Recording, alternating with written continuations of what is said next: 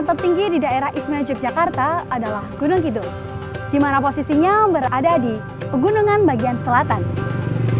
Banyak bukit kapur, pemandangan pantai yang sangat memanjakan mata, gunung api purba yang sangat menawan, serta gua-gua yang eksotik.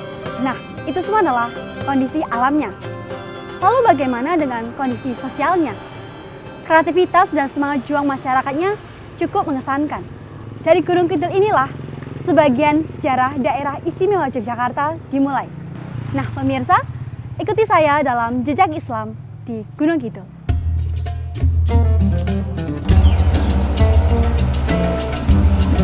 Daerah Istimewa Yogyakarta terdiri dari 4 kabupaten dan 1 kota.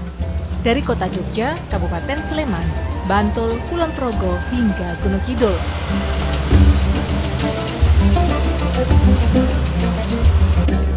Luas daerah istimewa Yogyakarta adalah 3.186 km persegi. Sedangkan luas Gunung Kidul 1.485 km persegi. Artinya apa? Hampir separuh wilayah dari daerah istimewa Yogyakarta adalah Gunung Kidul. Luar biasa kan? Tidak terbayang sebuah kabupaten luasnya hampir 50% dari luas provinsi. Jumlah penduduk di Kabupaten Gunung Kidul ada 736.216. Dari jumlah penduduk yang ada, sekitar 98% warganya beragama Islam. Pelayanan pendidikan bagi warga dilakukan melalui 772 sekolah dalam berbagai tingkatan, dari PAUD hingga sekolah menengah. Pasukan disiapkan. Siap, gerak.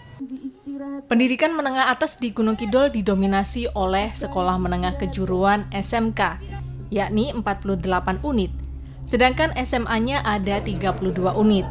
Pada prinsipnya, Gunung Kidul siap dengan tenaga siap pakai maupun tenaga yang siap mengisi bangku perguruan tinggi. Calon-calon sarjana terlatih. Di lingkungan sekolah inilah generasi muda di Gunung Kidul disiapkan dan diberi bekal baik untuk mengenal kearifan lokal maupun keahlian dan pengetahuan guna menyongsong masa depan. Dengan harapan, setelah nantinya mengalami kelulusan, mereka siap untuk mengemban amanah kepemimpinan yang bisa mensejahterakan warga dan umatnya, serta mampu untuk membangun daerah guna memajukan masyarakatnya.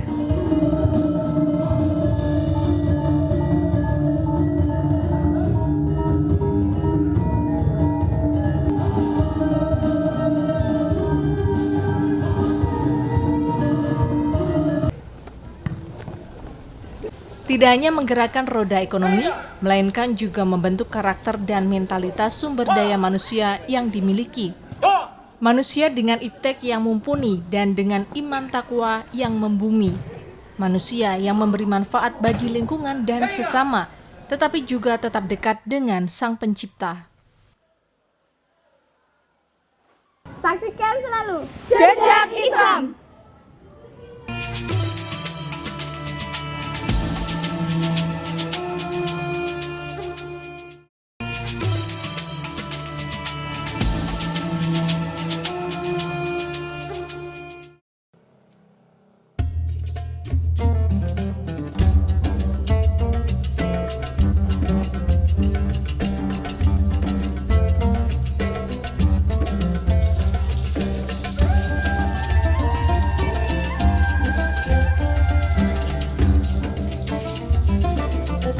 Dengan 98% warga beragama Islam, maka mudah disaksikan banyak masjid berdiri di Gunung Kidul.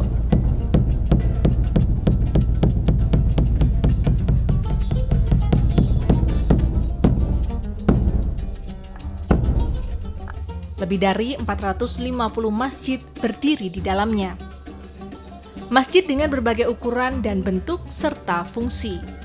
Masjid tertua ada di Kecamatan Ponjong. Namanya adalah Masjid Jami Wonodoyo. Terletak di Dusun Wonodoyo, Desa Sumbergiri, Kecamatan Ponjong, Kabupaten Gunung Kidul, Daerah Istimewa Yogyakarta.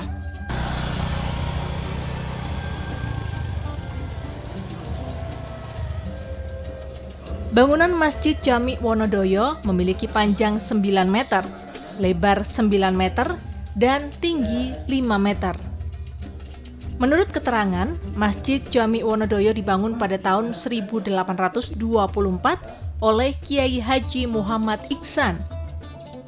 Adapun untuk mengelola masjid dan kegiatan yang ada di dalamnya, kepengurusan atau takmir masjid saat ini dipegang oleh Jazari Zaini. Seharusnya kita bersyukur, di sini kita bisa beribadah dengan baik, mendapatkan makanan yang baik. Pemerintah juga menjamin makanan yang kita makan itu baik. Sebagai masjid tertua, sebagian besar dari perbendaharaan Masjid Jami Wonodoyo masih terpelihara rapi hingga sekarang. Di antaranya adalah beduk kuno berukuran panjang 157 cm dengan diameter 108 cm. Pada setiap memasuki waktu sholat, khususnya sholat Jumat, maka beduk ini ditabuh atau dibunyikan. Sebuah pemandangan yang kini mulai langka.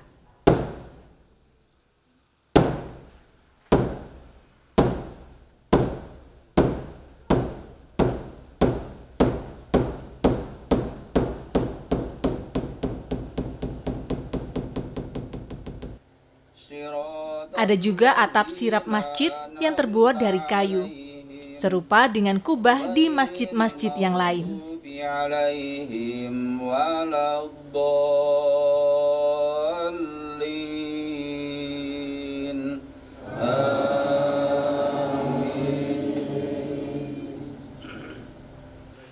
Di Masjid Wonodoyo juga dua mushaf Al-Quran kuno yang ditulis tangan oleh Kiai Haji Muhammad Iksan, sang pendiri masjid.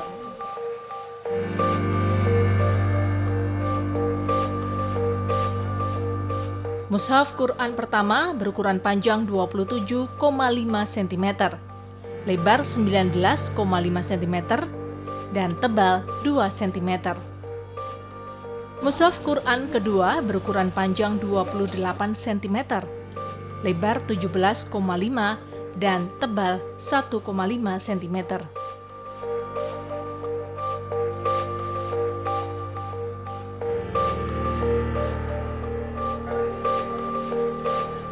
Hingga saat ini, Masjid Wonodoyo digunakan oleh warga sekitar untuk berbagai kegiatan keagamaan. Seperti melaksanakan sholat fardu, kegiatan TPA, majelis taklim, peringatan Hari Besar Islam, dan lain sebagainya.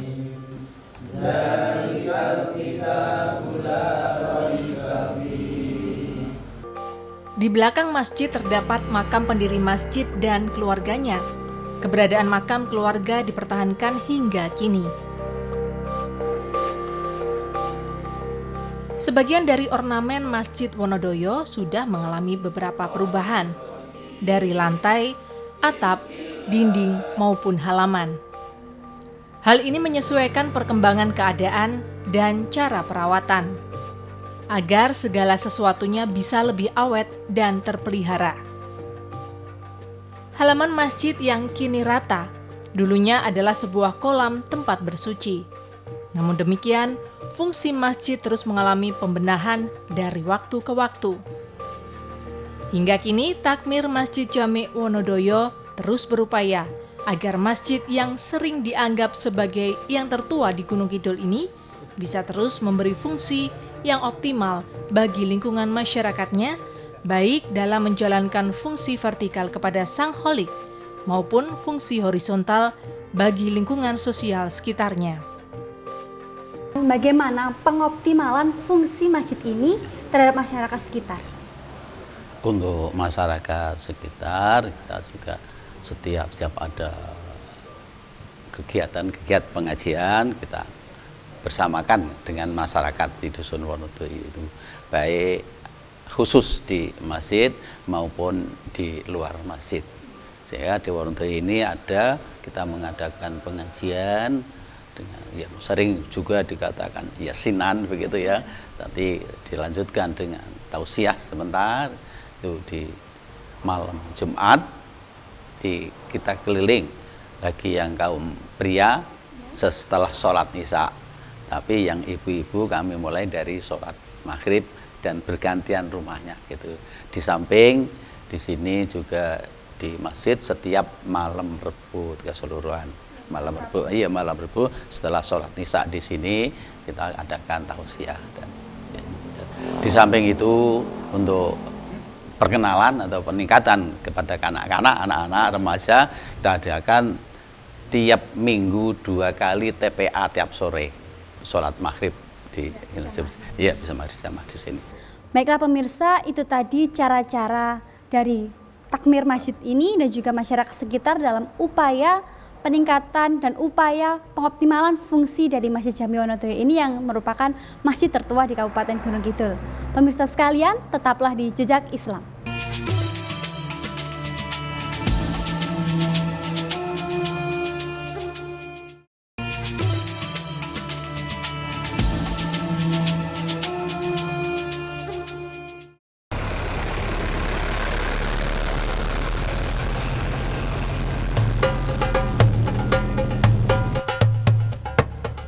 Dari Masjid Wonodoyo, kita menuju sebuah perkampungan yang cukup unik di Wonosari, Gunung Kidul. Nama kampungnya adalah Piyaman.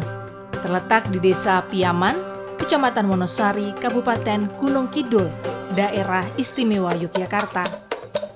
Kampung Piyaman dulunya sering disebut sebagai tempat domisili Demang Wonopawiro, leluhur dan pendiri kota Wonosari. Sewaktu tim Jejak Islam tiba di Piyaman, warga menyambut kedatangan tim dengan busana dan tetabuhan lengkap.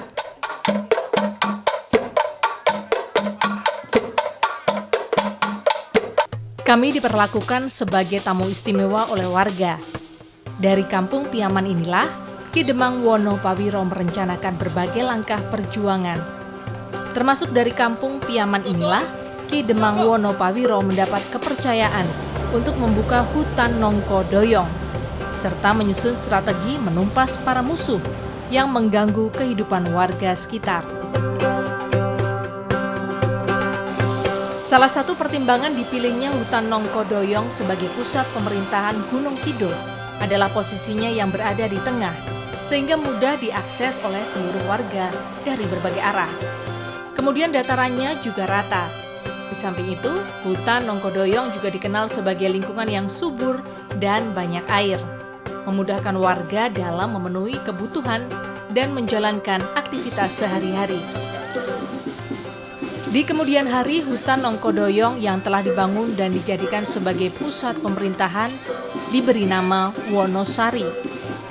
Dan sebagai bentuk penghormatan kepada Ki Demang Wonopawiro, maka warga secara rutin berziarah ke makamnya yang terletak di ujung kampung menjadi satu dengan pemakaman umum, baik dalam rangka membacakan doa maupun mengenang jasa dan perang kesejarahannya. Keluarga pun tansah pinaringan kesainan fitin wa dunya wal akhirah. Pemirsa, saat ini saya berada di Desa Piyaman, tepatnya Piyaman 2, Wonosari, Kabupaten Gunung Kidul, Daerah Istimewa Yogyakarta. Saat ini bisa dilihat terdapat atraksi gejak usung, di mana atraksi ini sangat luar biasa menarik dan ramai. Selain itu juga terdapat kesenian lainnya yang akan menambah hasanah kita dalam berkesenian yang ada di Desa Piyaman ini. Untuk itu, ikuti Jejak Islami.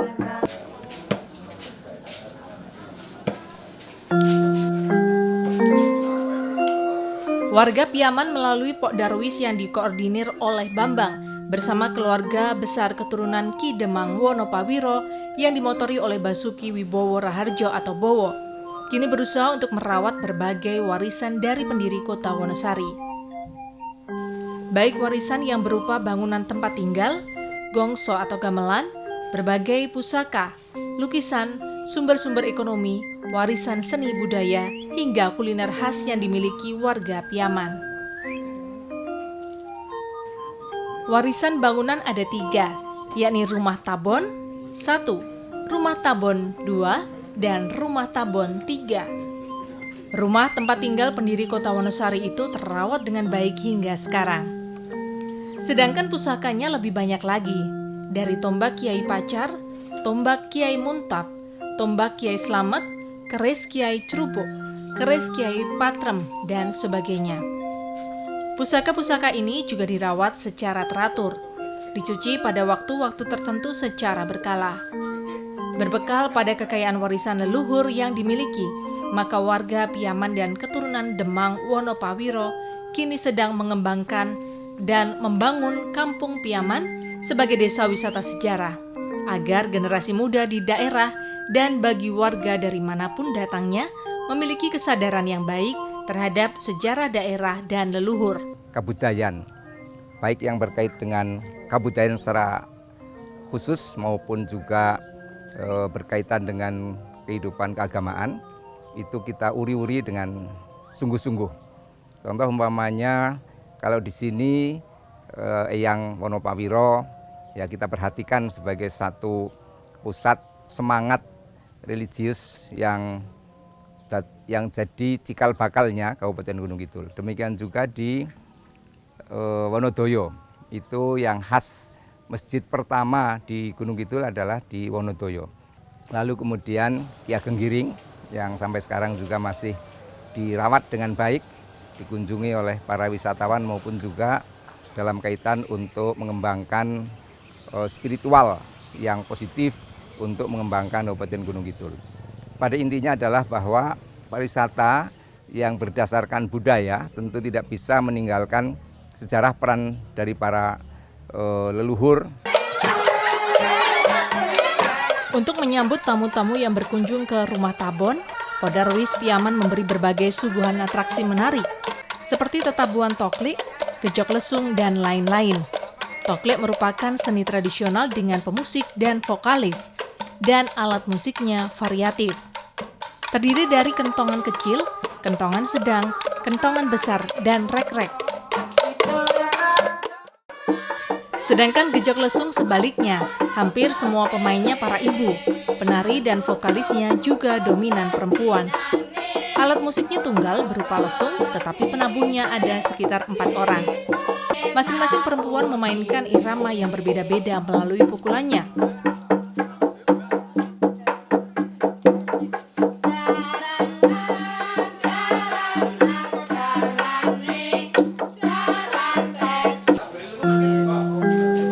Adapun kuliner khas warga Piaman disebut sego tumpang.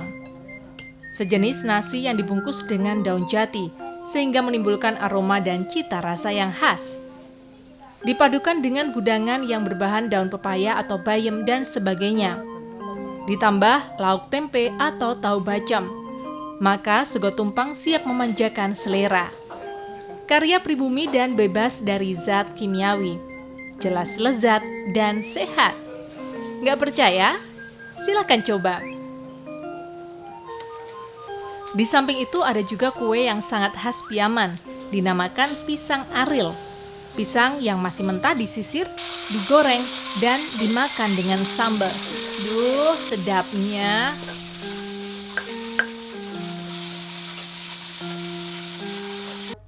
Desa wisata, oke.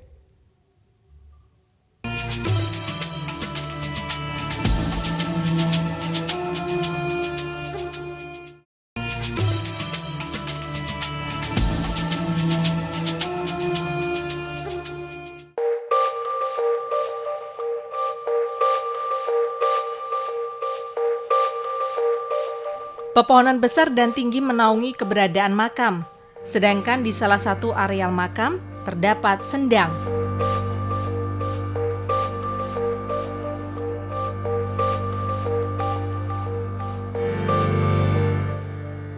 Di tempat inilah Ki Ageng Giring III disemayamkan. Ki Ageng Giring bersama Ki Gede Pamanahan sering disebut sebagai leluhur Kerajaan Mataram Islam. Keduanya adalah murid Sunan Kalijaga. Menurut cerita turun-temurun, Ki Ageng Giring adalah penanam pohon kelapa yang menghasilkan degan gagak emprit. Konon siapapun yang bisa meminum air dalam degan gagak emprit hingga habis, maka keturunannya akan menjadi raja atau ratu. Sedangkan Ki Gede Pamanahan, di samping merupakan adik seperguruan Ki Ageng Giring, juga merupakan tokoh yang akhirnya berhasil meminum seluruh air dalam degan gagak emprit. Maka Ki Gede Pemanahan inilah orang yang akhirnya melahirkan keturunan sebagai raja-raja di Mataram Islam. Dari Panembahan Senopati sebagai pendiri Mataram Islam hingga raja yang masih bertahta saat ini. Dengan kata lain, para raja dinasti Mataram Islam ternyata merupakan keluarga besar dan berjejaring dengan raja-raja Nusantara dari berbagai provinsi.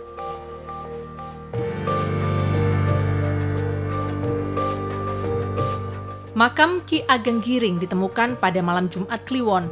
Maka pada setiap kali malam Jumat Kliwon, banyak sekali peziarah yang datang. Mereka berasal dari berbagai daerah dan elemen masyarakat. Sebagian di antara pengunjung bahkan ada yang dari lingkungan keraton. Petugas dan juru kunci makam Ki Ageng Giring melayani seluruh pengunjung yang datang dengan senang hati.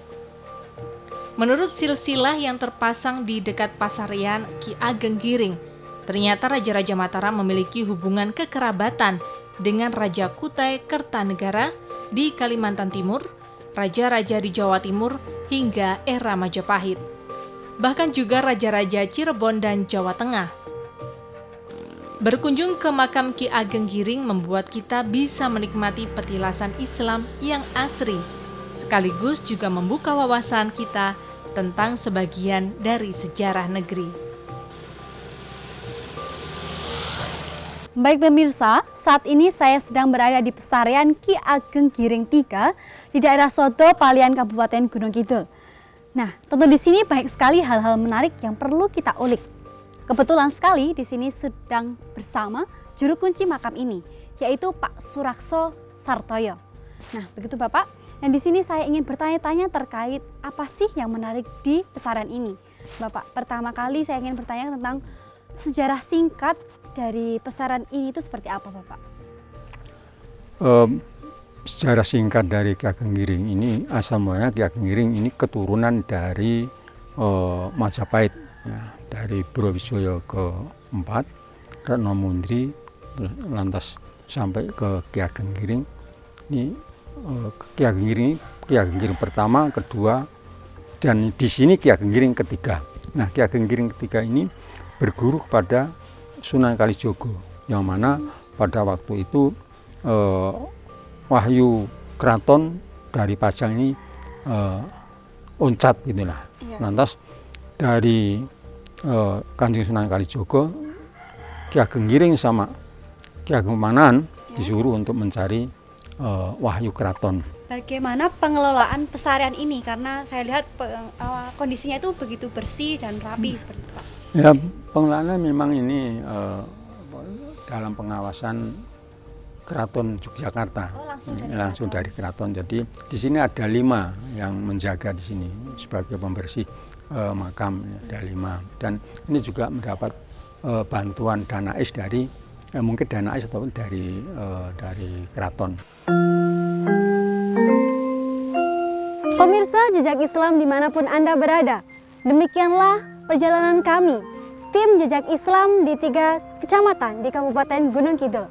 Antaranya Kecamatan Ponjong, Kecamatan Wonosari, dan juga Kecamatan Palian. Dengan adanya peninggalan kuno seperti halnya Masjid Jami, bangunan klasik, pusaka adat, atraksi seni, hingga kuliner dan makam, tentunya sangat beragam.